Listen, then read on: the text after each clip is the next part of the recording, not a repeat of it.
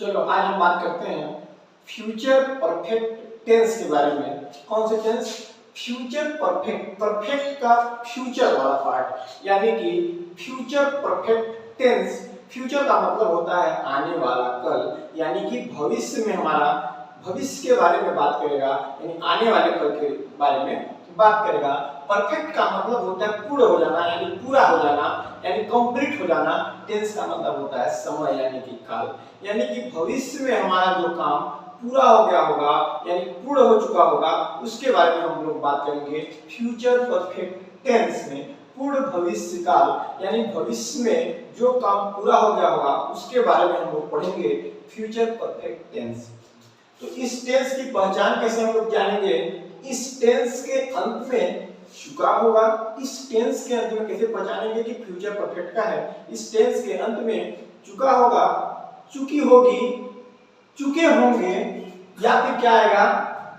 आ होगा, ई होगी, या होगा, आदि शब्द आते हैं। जो आ है ये मात्रा है,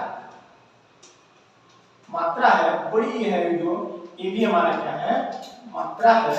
यानी कि हम बोल सकते हैं पढ़ा, आ होगा, पढ़ी होगी, ई होगी, बड़ी ई की मात्रा, दी होगी, यानी बड़ी ई की मात्रा। तो हम लोग क्या देखते हैं? आ होगा, ई होगी, या फिर या होगा, ए होंगे, आदि शब्द आते हैं। तो इस तरीके से अगर आता है तो हम लोग जानेंगे फ्यूचर परफेक्ट टेंस का सवाल है, यानी सेंटेंस है। इसकी बनावट, स्ट्रक्चर कैसा होगा? सकारात्मक का, अफर्मेटिव का, निगेटिव का, इंट्रोगेटिव का, यानी कि सकारात्मक, नकारात्मक और प्रश्नवाचक। सबसे पहले हम लोग देखेंगे सकारात्मक का, यानी अफर्मेटिव का। अफर्मेटिव सेंटेंस में क्या होता है? सबसे पहले लगेगा सब्जेक्ट, सबसे पहले क्या लगेगा?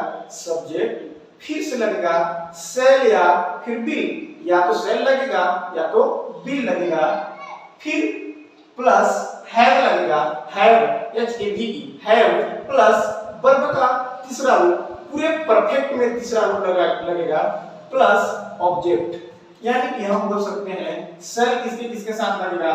सेल आई और बी के साथ, आई और वी, आई और बी के साथ क्या लगेगा? आई और बी के साथ सिर्फ सेल लगेगा, बाकी के साथ विल लगेगा।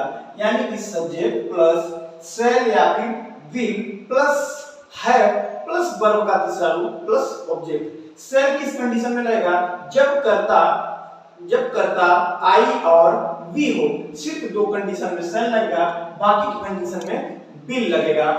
और नकारात्मक में क्या हो जाएगा? सब्जेक्ट प्लस सेल या फिर विल, सेल लगेगा उसके बाद भी नॉट, और विल लगेगा उसके बाद भी नॉट लगेगा, फिर इसके बाद आएगा हैव, फिर इसके बाद आएगा वर्ब का तीसरा रूप, इसके बाद आएगा ऑब्जेक्ट। प्रश्नवाचक में क्या हो जाएगा? सेल या फिर विल पहले लग जाता है, इसके बाद लगेगा सब्जेक्ट। सेल या तो लगेगा या तो विल, सेल हमेशा आई और बी के साथ लगेगा, विल बाकी के साथ में, बाकी कर्ताओं के साथ में लगेगा।